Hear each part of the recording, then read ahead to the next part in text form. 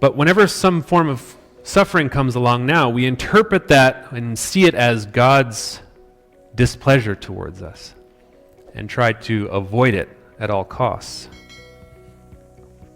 The reality, though, is that there are things that God desires to accomplish that may require suffering in order to demonstrate a practical example to others of Jesus' suffering.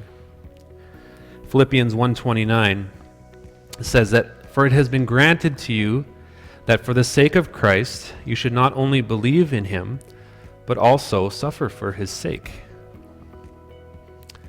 And it's not something that's meant to drive us from the presence of God. In fact, it's quite the opposite. It's something that's meant to draw us into his presence. To declare the fact that Jesus satisfies our souls, which is something that's very easy to say when things are going well, that Jesus satisfies my soul. But what about when things are not going so well?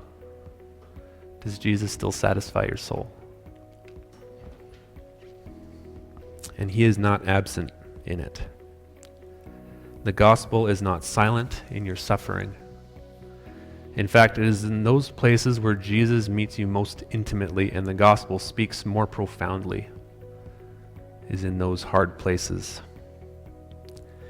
And so suffering alone is not the litmus test of whether something is from the will of God or not.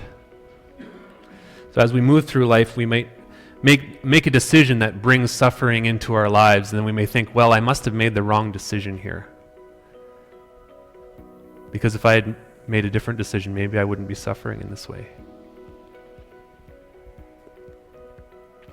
But in that, we actually discount what it is that God is trying to do in a hard circumstance, where you stop relying on yourself and rely on him to sustain you.